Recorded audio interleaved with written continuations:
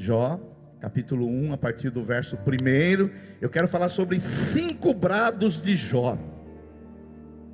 Jó não deu só 5 brados, ele deu 9, mas é por causa do tempo, eu só vou falar de 5. 5 brados de Jó, amém? Jó, capítulo 1, a partir do verso 1. Se você não tem Bíblia, está aí na tela. Vou ler na tradução NVI, diz assim: na terra de Uz vivia um homem chamado Jó. Diga Jó, diga mais forte, Jó. Jó era um homem íntegro e justo, temia a Deus e evitava fazer o mal. Ele tinha 7 filhos e 3 filhas. Quantos filhos ele tinha? 10. Mas não era só isso que ele tinha, não. Ele possuía 7.000 ovelhas, 3.000 camelos, 500 juntas de bois e 500 jumentas. Além disso, ele tinha muita gente ao seu serviço, ou seja, ele era um grande empresário. Era o homem mais importante. Tem uma tradução que diz que era o homem mais rico do Oriente. Já pensou? Era o homem mais rico do Oriente. Seus filhos, que eram quantos irmãos? 10. Costumavam dar banquetes em casa. Esse negócio de banquete é uma coisa boa, hein? Um de cada vez. E convidavam as suas 3 irmãs para comerem e beberem com eles. Por que você não convida a sua irmã para vir na sua casa comer? Terminado um período de banquetes, o que Jó fazia? Jó mandava chamá-los e os purificava. De madrugada ele oferecia um holocausto, um sacrifício em favor de cada um deles, pois ele pensava: talvez os meus filhos tenham em seu coração pecado e amaldiçoado Deus. Essa era a prática constante de Jó. Certo dia, tudo estava indo bem até aí, né? Mas a vida não é só isso. Nós vivemos num mundo caído. Nós vivemos num mundo caído, com um homem mau e com um maligno mafioso solto por aí. Certo dia, os anjos vieram apresentar-lhe ao Senhor. E Satanás também veio entre eles. O Senhor perguntou a Satanás: de onde você veio? Satanás respondeu ao Senhor: de perambular, de rodear pela terra e andar por ela. Então o Senhor disse a Satanás: reparou no meu servo Jó? Não há ninguém na terra como ele, um homem íntegro e justo, que teme a Deus e evita fazer o mal. Satanás respondeu: será que Jó não tem razões para temer a Deus?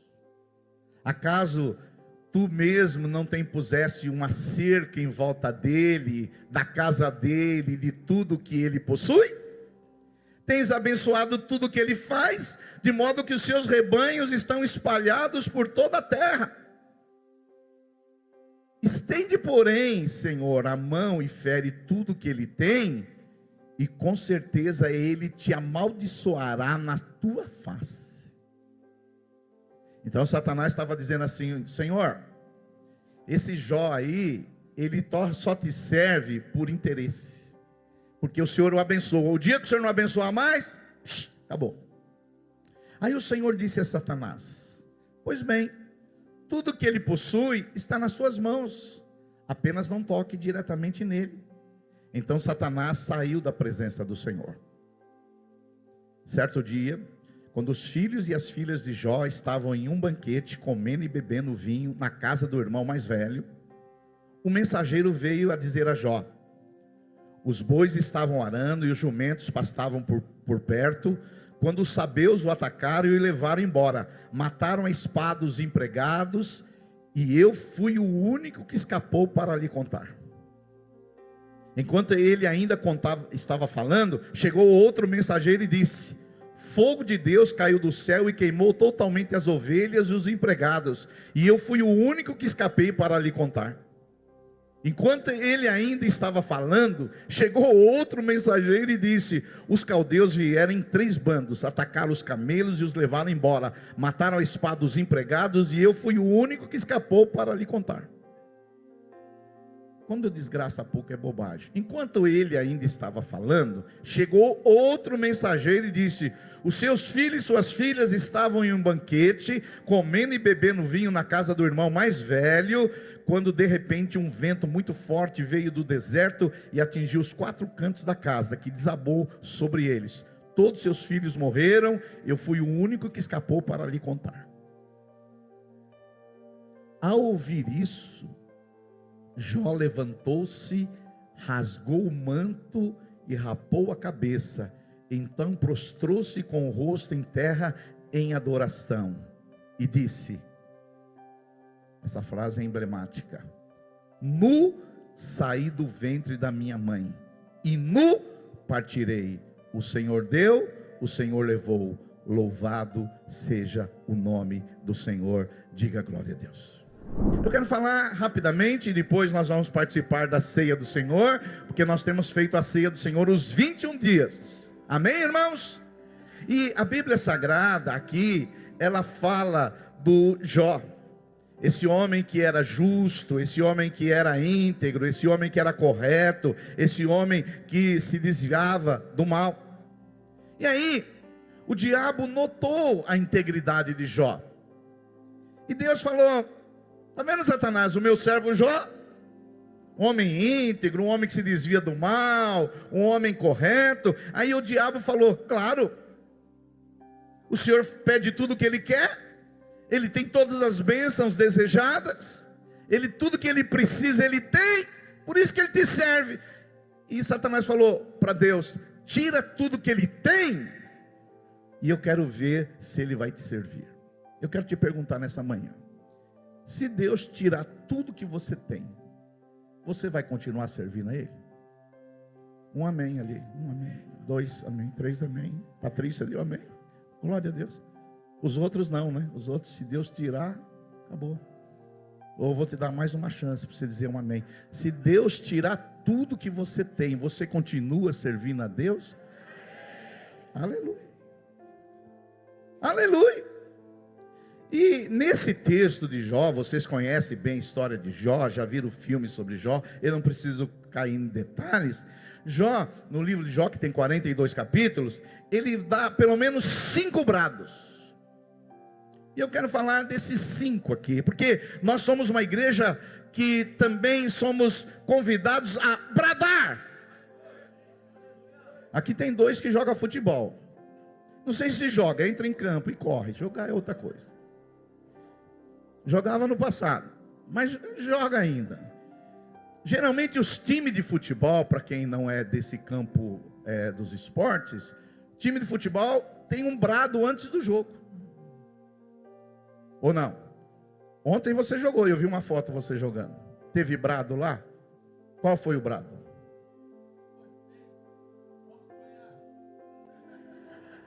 Um, dois, três e vamos ganhar. É muito fraquinho esse brado. Não, achei assim. 1, 2, 3, vamos ganhar. Oi, Natal. Mas ganhou. Empatou. Olha, o brado do pastor Evânio no time que ele joga é 1 por todos e todos por 1. Bem criativo, né? Tirando os 4 mosqueteiros. Ora, ora, ora, somos o time da vitória. Eu achei esse mais empolgante, Joana. Você está jogando bola, Joana? É do Pilates. Lá no Pilates tem esse. Ora, ora, como que é? Ora, ora, ora, e da vitória. Ora, ora, ora, somos o time da vitória. Porque tem gente que não tem brado. Tem gente que não tem entusiasmo. Tem gente que não tem brilho no rosto. E tem uns olhando até para mim, achando que nós somos esquisitos. Mas eu quero dizer para você que é esquisito. Porque tem gente achando que nós estamos loucos. Mas não, louco é quem não vibra, quem não entusiasma, quem não enfrenta as coisas com alegria, quem não celebra as suas vitórias. E você que está chegando, eu quero dizer para você que nós somos uma igreja entusiasmada. Se você é apático, ou você vai virar uma pessoa entusiasmada, ou você vai embora daqui. Porque a apatia aqui não funciona. Porque a apatia é uma das maiores expressões de ódio. Eu não sou apático com Deus, nem com a minha mulher, nem com a minha igreja. Nós somos uma igreja entusiasmada. Diga glória a Deus. Quer ver um bom brado? Quer ver bíblico? Um bravo bíblico, não é esses bradinhos, 1, 2, 3, vamos ganhar. Não é isso aqui, né? Um bradinho bíblico. Em Cristo Jesus somos mais do que vencedores. Você pode dizer assim: em Cristo Jesus somos mais do que vencedores, aleluia. Em Cristo Jesus nós somos mais do que vencedores. A nossa vida tem que ser de brado, de vitória, celebrar as vitórias. Às vezes é uma pequena vitória, mas celebre, glorifique a Deus, levanta a sua voz. Oh, aleluia. Tem gente que fala assim: você fala isso porque você é sanguíneo. Se você fosse melancólico, você não fazia. Filho, não estou falando de temperamento aqui não, eu estou falando de unção. E Jó, tirando essa brincadeira à parte, ele deu 5 brados. O primeiro brado de Jó é o brado da adoração, mesmo na perda quase total. Olha só, no capítulo de Jó, capítulo 1, verso 20. Depois que Jó perdeu os bens, perdeu a fazenda, perdeu os filhos, tinha perdido praticamente quase tudo. Jó poderia ter suicidado, Jó poderia ter acabado com a vida dele, mas não foi o que ele fez. Olha só, no verso 20 do capítulo 1. Então Jó se levantou. Jó não ficou ali prostrado. Jó se levantou, rasgou o seu manto. Não vai fazer isso agora, isso aí era uma época 3.000 anos atrás. Agora ele não rasga a roupa não, filho, tá? Ele raspou a cabeça ainda você pode. E ele lançou em terra e fez o que, irmãos? Adorou.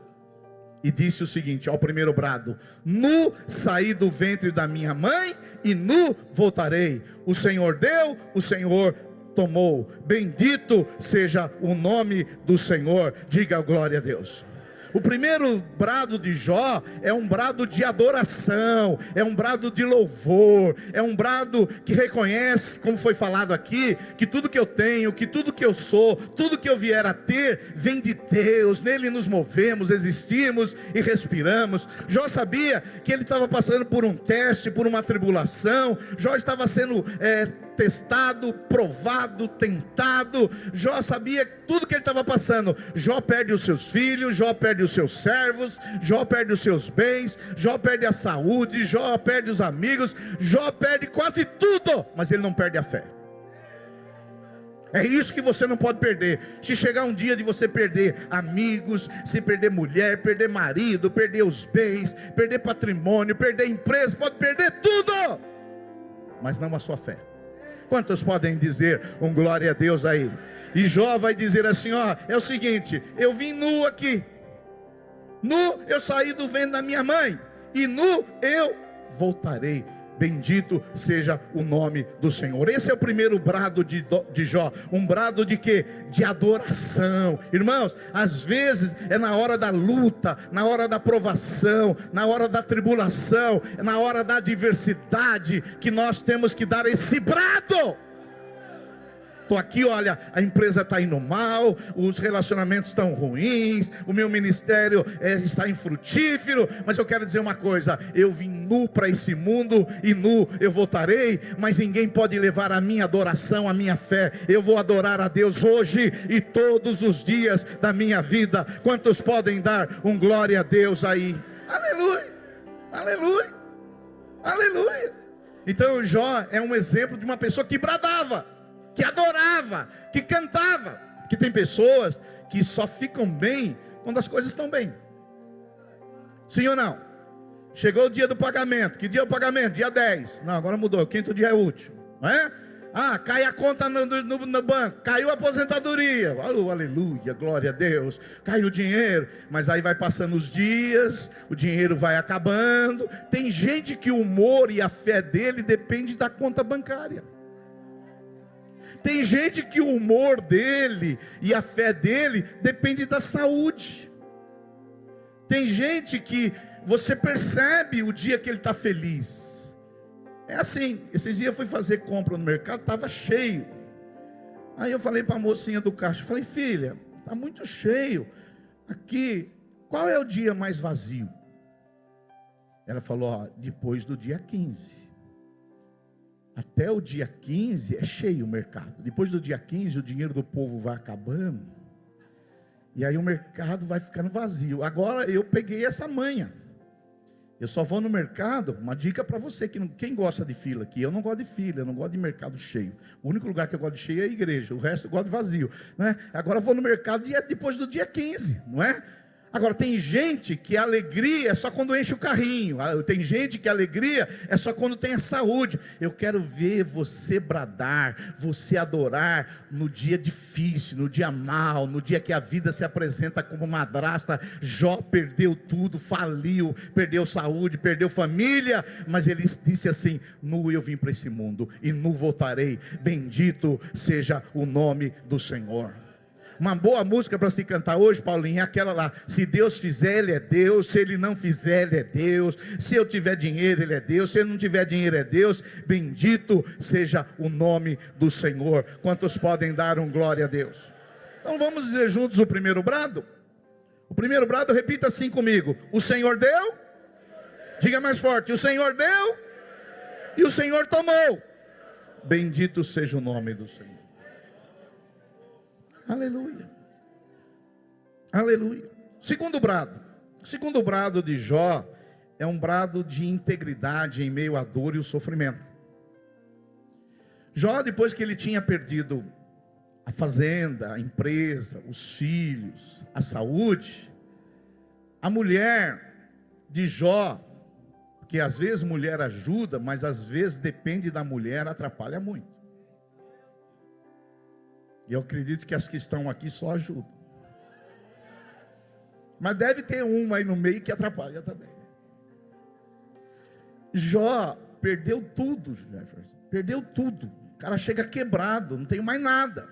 Aí ele chega do serviço, ele perdeu o emprego, a firma faliu. E aí ele pensa que ele vai encontrar um amparo na mulher, no marido. Ele vai chegar em casa, alguém vai falar: não, estamos juntos aí, olha aí, o castelo caiu, mas nós vamos levantar esse castelo de novo, não tem problema, vamos aí sacudir a poeira, dar a volta por cima. Aí ele chega em casa quebrado, abatido. Aí ele encontra uma mulher que diz assim: amaldiçoa o seu Deus e morre. Aí ele ia perder o céu também, porque ele ia para o inferno. Porque às vezes a gente passa por momentos que a gente precisa de encorajamento, que a gente precisa de pessoas que nos jogam para cima. Sim ou não? Aí Jó responde no capítulo 10, no capítulo 2, versículo 10. Mas Jó respondeu: você falas como qualquer doida. Você já chamou a sua mulher de doida? Já, eu às vezes falo: olha, esse pensamento não é muito lógico. A gente fala com mais classe, não é? Mas Jó não foi com muita classe não. Ele falou assim: você fala como qualquer doida. Temos recebido o bem de Deus e não receberíamos também o mal. Em tudo isso Jó não pecou com seus lábios. Diga glória a Deus. A segundo brado de Jó é que Jó diz assim: temos o recebido o bem de Deus e não receberíamos também o mal. Vamos dizer juntos? Vamos lá, repete comigo assim, diga assim: eu tenho recebido o bem de Deus e não receberia o mal. Porque tem pessoas evangélicas, gente íntegra, que crê que você recebe o mal de Deus também. Eu estava falando para os pastores isso agora, antes de começar a reunião. Nós somos uma igreja que gostamos muito da teologia reformada, do século XVI, não é como os batistas, os presbiterianos, os luteranos, os congregacionais, igrejas episcopais. Mas infelizmente tem algumas igrejas de linha reformada que diz que você recebe o mal também. Eu já vi teólogos que eu respeito, que eu admiro, que ele, um desses teólogos, eu não vou citar o nome dele, ele teve câncer na próstata. E ele disse que foi Deus que deu o câncer para ele. E ele disse que ele não orava para Deus curar do câncer, mas ele agradecia a Deus pelo câncer que ele teve. É uma pessoa respeitada, é uma pessoa com uma boa teologia, é uma pessoa admirável, muito correta, muito íntegra. Mas eu creio que isso não tem nada muito a ver com a Bíblia Sagrada, com a teologia, porque eu não acredito que Deus anda por aí. Olha, eu preciso ensinar um negócio para ele ali, vou dar um câncer para aquele ali. Olha, eu preciso ensinar uma lição para aquela ali, vou dar uma pneumonia para aquele ali está muito feliz, eu vou quebrar a empresa dele. Aquele ali, vai 3 oficiais de justiça na casa dele essa semana para ele aprender o que é bom para tosse. Eu não acredito nesse Deus. Mas eu vou dizer para você, dentro da teologia reformada, batista, presbiteriano, tem pessoas que acreditam nisso, e gente respeitada, não é gente com caráter duvidoso não, porque tem pessoas que eles acham que eu tenho que agradecer a Deus por tudo. A empresa faliu, dê glória a Deus. Se teve um câncer, oh, aleluia. Não, eu não acredito nisso. Eu acredito no que Jó falou. Jó, ele disse assim, olha, você mulher, você está falando como uma doida, nós temos recebido o bem de Deus. Deus é um Deus bom, Deus é um Deus dadivoso, Deus é um Deus que sabe amar, Deus é um Deus que do coração dele só emana coisas boas. Tiago vai dizer que toda dádiva, todo dom perfeito vem dele, é o Pai das luzes. Tudo que você tem de bom aí, veio de Deus. A sua família, o seu emprego, os seus negócios, foi Deus que deu para você, aleluia. Diga um glória a Deus aí, aleluia. Agora, é um fato da vida que a soberania, apesar de Deus ser bom e Ele está comandando esse universo, vivemos num mundo caído e às vezes nós não estamos isentos de sofrimento. Às vezes, por causa desse mundo caído, por causa das ações humanas, por causa das escolhas humanas, nós não estamos isentos de sofrimento, e em algum momento da vida, nós vamos passar por momentos difíceis. Jesus mesmo disse, ele disse assim, nesse mundo nós vamos ter o quê? Aflições. Nesse mundo vamos ter o quê? Doenças. Nesse mundo vamos ter desemprego. Nesse mundo vamos ter conflitos familiares. Nesse mundo vamos ter problemas conjugais. Nesse mundo vamos às vezes enfrentar por uma falência. Esse mundo caído. Deus está no controle, mas não significa que nós não vamos sofrer. Quantos aqui já sofreram alguma vez? Os que não levantaram a mão são os anjos que estão no nosso meio. Porque todos nós, algum momento da vida, a gente passa por sofrimento. Jesus sofreu, Paulo sofreu, os apóstolos sofreram. Não há um homem e uma mulher de Deus que tenha vivido nesse mundo que não tenha sofrido. E às vezes você está passando por esse momento. No caso de Jó, ele perdeu tudo. Talvez você perdeu algo na área familiar, ou na área de saúde, ou no ministério, mas a vida é isso. Mas é importante uma coisa, a Bíblia Sagrada vai dizer que Jó não pecou com seus lábios. Jó não pecou com seus lábios. Olha só o finalzinho do versículo 10 do capítulo 2, olha só. Jó, a Bíblia Sagrada diz assim, em tudo isso não pecou Jó com seus lábios. Porque às vezes os crentes, quando passam por sofrimento, eles pecam com seus lábios. Por isso que quando uma pessoa está passando por uma dor, por um sofrimento, observe o que ela fala, porque a boca fala do que está cheio o coração. Vocês sabem, a minha mulher foi diagnosticada com câncer no estômago e está sofrendo. Ficou internada 35 dias, dos quais 30 na UTI. E eu só de olho nela. Deixa eu falar para você, eu não ouvi uma murmuração dela. Tipo assim, por que isso aqui aconteceu comigo? Por que não aconteceu com o outro? Aí eu sirvo a Deus, por que isso acontece com pessoas que servem a Deus? Sabe por quê? Porque quem serve a Deus, quando ele tem algo para murmurar, ele não vai na rede social. Se ele tem algo, algum queixume que às vezes temos, ele leva para Deus. Essa é a diferença entre o lamento e a murmuração. O que é o lamento? A Bíblia tem um livro que chama Lamentações. Então Deus, Ele permite o nosso lamento. Sim ou não? Senão não teria um livro da Bíblia escrito Lamentações de Jeremias. Agora, o que é a lamentação? Lamentação é eu levar os meus murmúrios para Deus. Deus, essa situação aqui está muito difícil. Senhor, isso aqui não é o melhor para a minha vida.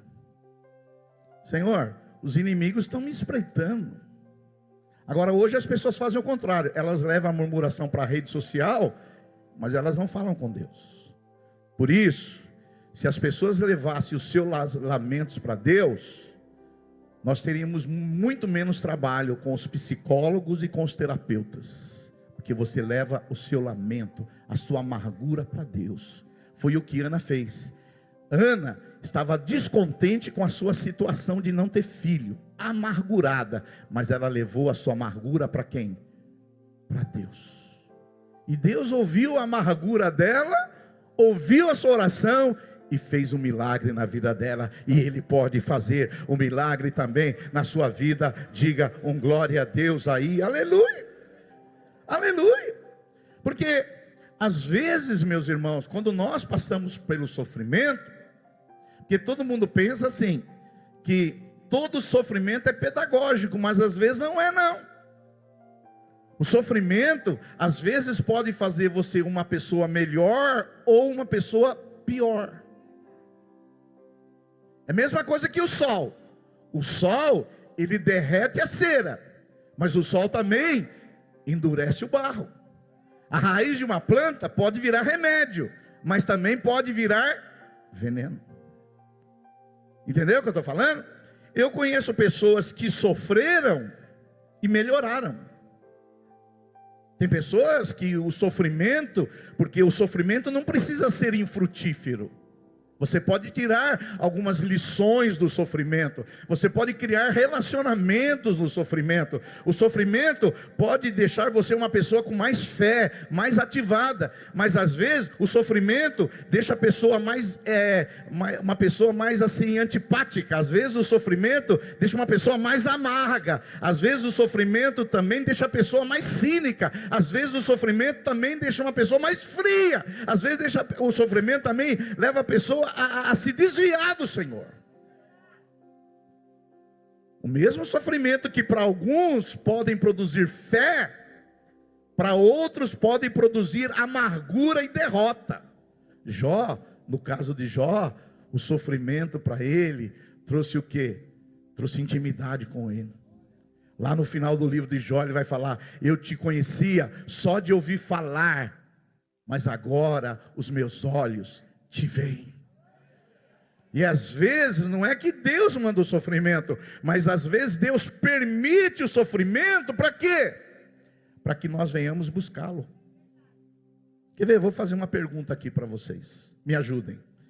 Quantos aqui vieram para Jesus por causa do sofrimento? Vou levantar minha mão. Os que não levantaram a mão, eu não sei onde vivem. Mas o sofrimento, talvez você esteja sofrendo. Talvez o seu sofrimento seja um sofrimento físico, talvez um sofrimento emocional, um sofrimento espiritual, um sofrimento financeiro. Mas esse sofrimento pode levar você a ser uma pessoa melhor. Jó sofreu, mas não pecou com a sua boca. Diga glória a Deus, aleluia. O terceiro brado de Jó, o terceiro brado que a gente vê em Jó, está aí no capítulo 3, verso 11. Jó, você sabe a história, não preciso entrar em detalhes. Ele perdeu a fazenda, ele perdeu a empresa, ele perdeu os filhos, agora ele perdeu a saúde. A Bíblia Sagrada vai dizer que Jó, da planta dos pés à cabeça, ele ficou cheio de tumores. E ele raspava os tumores com um caco. Olha só a situação deprimente de Jó.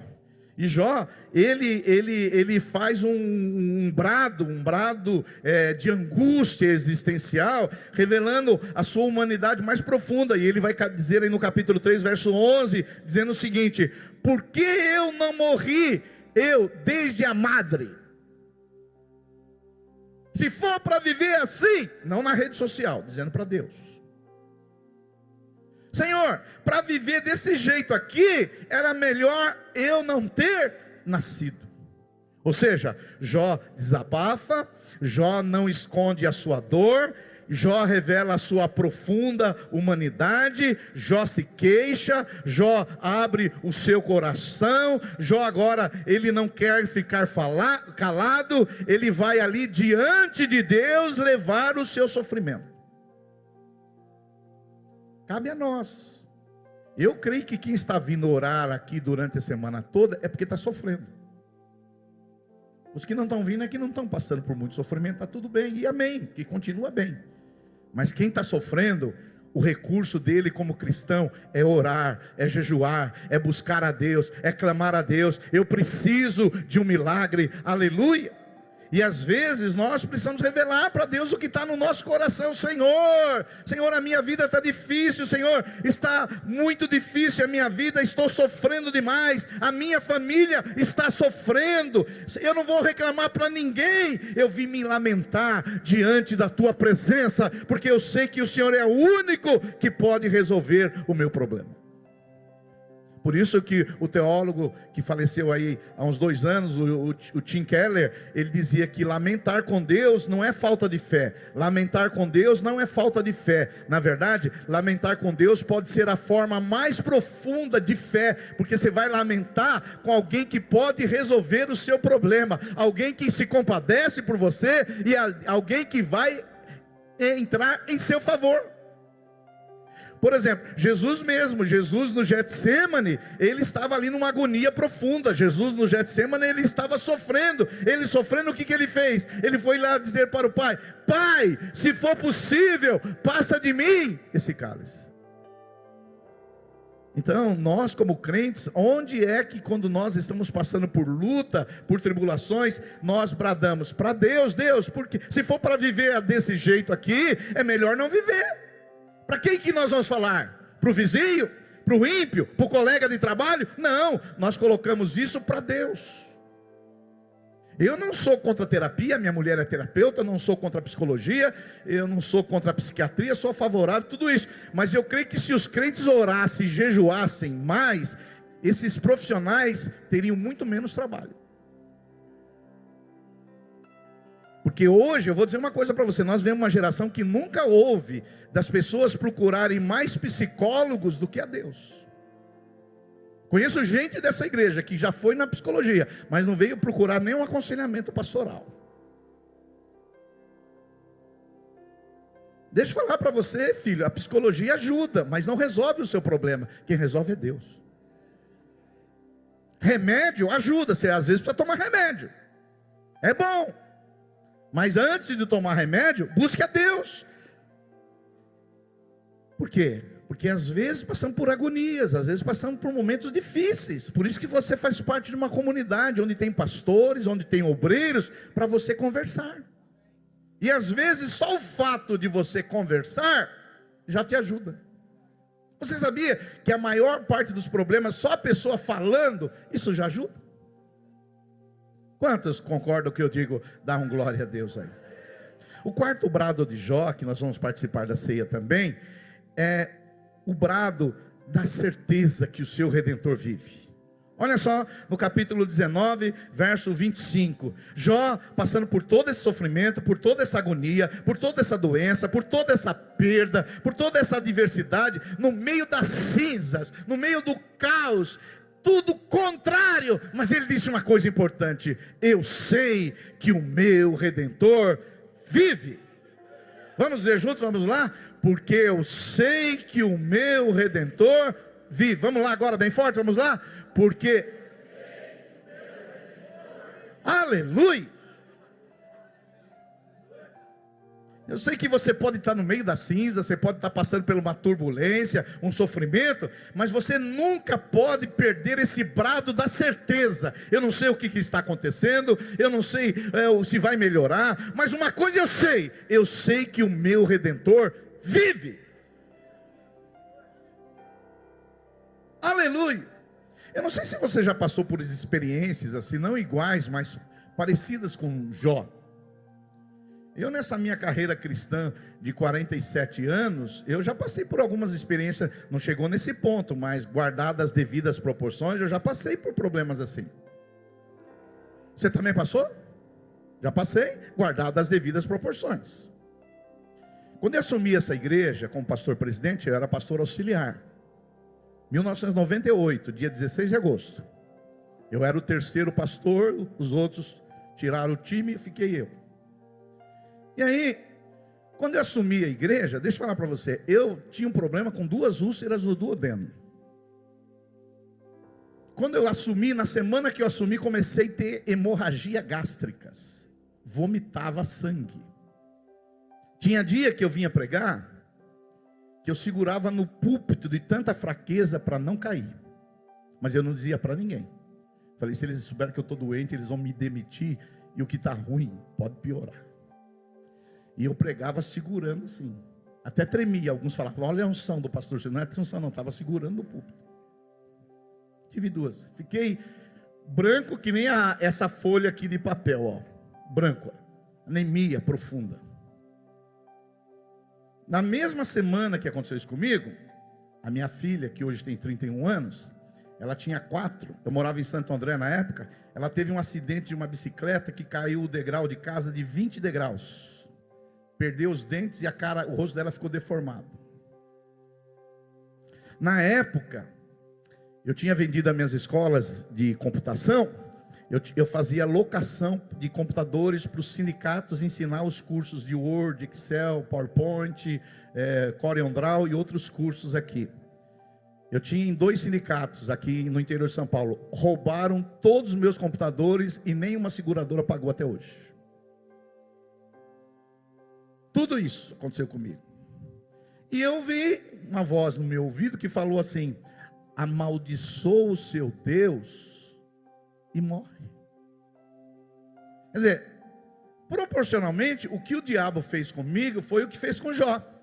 Ele mexeu na minha vida financeira, porque era meu sustento, a alocação de computador. Ele mexeu com a minha família, minha filha ficou muito ruim. E ele mexeu com a minha saúde. Mexeu com tudo. E às vezes o diabo vai mexer com você em todas essas áreas, mas às vezes vai mexer em uma ou outra área. Mas nessas horas, deixa eu falar para você, a sua fé tem que ser uma fé tão adultecida e não uma fé infantil, que você tem que falar, olha, eu não consigo enxergar nada de bom nisso aqui, mas uma coisa eu vou dizer, eu sei que o meu Redentor vive.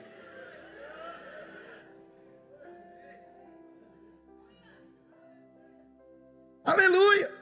E quando Jó diz assim, eu sei que o meu Redentor vive, ele está dizendo 3 coisas. A primeira coisa que Jó está dizendo, ele está dizendo assim, eu tenho uma fé que vai além das circunstâncias. Isso aqui está tudo difícil, eu não enxergo nada à direita, nada na frente, nada do lado, nada atrás, eu não sei o que está acontecendo, mas uma coisa eu sei, o meu Redentor vive.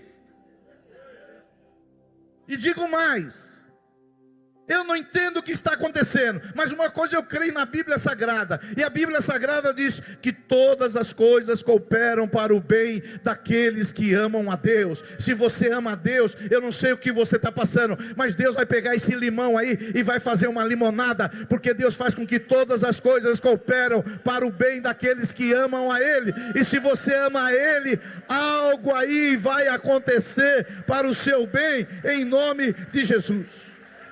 Aleluia. Eu não sei, na época eu não entendia. E por último, 5º brado de Jó, o brado do arrependimento e da restauração. Jó 42, versos 5 e 6. Com ouvidos eu te ouvia falar, mas agora os meus olhos te veem. Tem pessoas que serviam a Deus até passar por uma tempestade. Tem pessoas que amavam a Jesus até passar por uma tempestade, mas depois que ela passa por uma tempestade, e vence, e não se amargura, e não volta para trás, e não joga a toalha, ela vai ter essa experiência com mais intimidade com o Senhor. Senhor, eu ouvi o testemunho dos outros, eu ouvia o milagre na vida dos outros, eu vi os outros falar, mas agora os meus olhos veem, agora eu estou tendo a minha experiência contigo, agora eu estou vendo os milagres na minha vida. Eu ouvia meu pai falar, eu ouvia minha mãe falar, eu ouvia o meu irmão falar, mas agora eu mesmo tenho experimentado dos seus milagres na minha vida. Esse é o quinto brado de Jó. O quinto brado de Jó. E aí eu termino, porque nós vamos participar da ceia, lendo Jó 42, 10 e 12. Por favor, André, coloca Jó 42, 10 e 12. Jó, com tudo isso, com todo esse sofrimento financeiro, familiar, de saúde, Jó lembrou de orar por seus amigos. Olha só, Jó 42, 10. Depois que Jó orou pelos seus amigos, o Senhor lhe trouxe restauração e lhe deu em dobro tudo o que tinha antes, menos a mulher.